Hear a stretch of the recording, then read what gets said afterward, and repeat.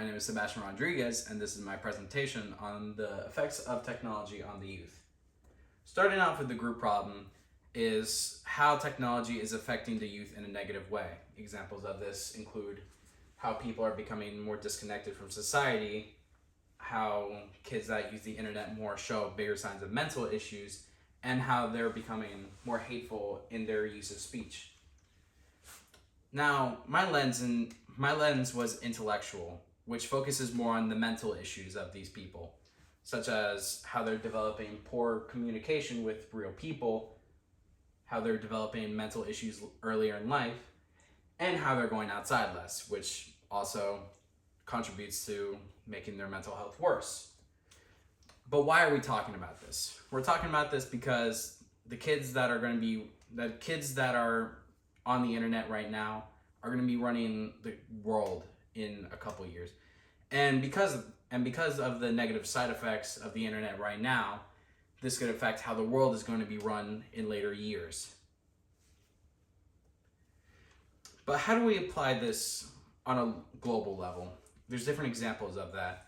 So on a global level, different kids in different parts of the world use the internet more or less. But in Japan specific, they have a problem where people aren't going outside as much and they're staying home, which we will get to later. But how do we apply this on a local level here in our state of Florida? Well, Florida is the 10th ranked for internet usage in the nation. And there's also a bigger social media presence here in Florida. There's a lot more influencers here, bringing awareness to different problems like problems in the Everglades. But those same influencers can bring issues or can spread awareness to different types of issues, whether it be personal or public. But going back to the global level, Japan's Hiki Iramori. Hiki Iramori roughly translates to social withdrawal. And this is what these people go through.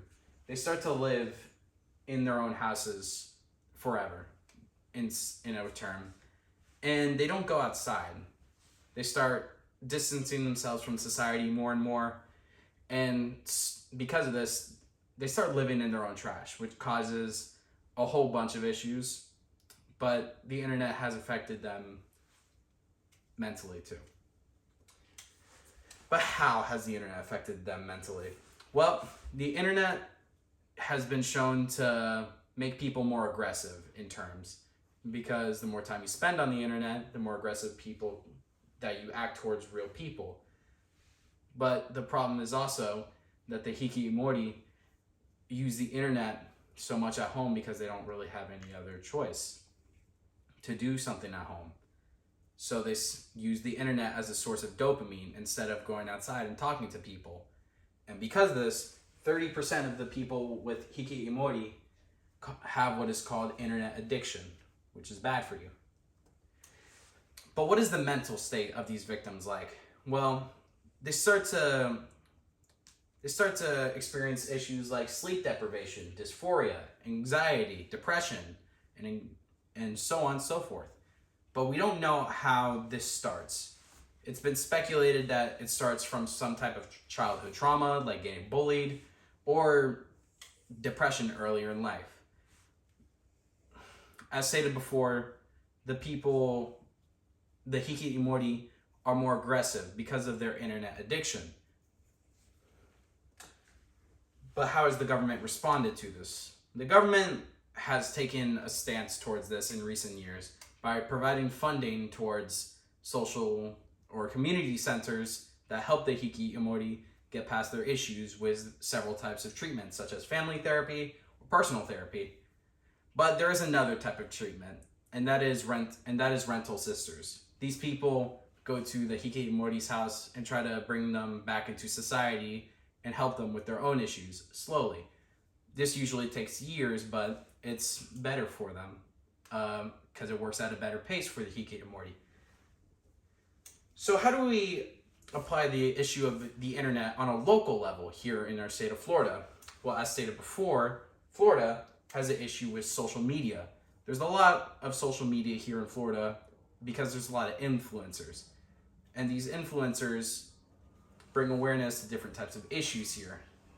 But because most of the kids that use the internet in Florida are between the ages of 13 and 18, they start to agreeing with the influencers more and more. And because they spend more and more time on the internet, they become more aggressive, starting to real fights from arguments on the internet. Examples of this happens at school a lot, because some schools actually have social media accounts, such as my school, Everglades High School. Most of these accounts are run by the students that go to these schools and start bringing their own issues that should stay private into the public eye. This causes people to start picking sides on whether or not who's in the right. And these arguments can lead to in-person conflicts, which can usually lead to physical fights. This is bad for everyone in multiple ways. So how do we fix this? The biggest problem here is social media, and how there isn't any regulation to this, because the students are posting whatever they want in any way. So a better way to solve this is to have an adult or a piece of staff go over what's being posted, or just run the account in general. But for every issue that we're going to say, there's always going to be an opposing perspective for this. So for example, when I mentioned social media can be used to bring issues that should stay private into the public eye, someone could say, well, social media can be used to bring awareness to actual issues in the real world. But the problem with that is there's always a counter to every rebuttal. So when someone says social media can bring awareness to these issues, the problem is the social media isn't regulated by anyone. So someone can post about anything, anywhere, all at once. And that's the issue. So what are some possible solutions for this? Well, starting off with the group problem, how is technology being overused by kids? Well, it's negatively affecting them. So how do we move past this? We can start cutting off technology, or start lowering the time on it, so that way we can move to a different alternative of it.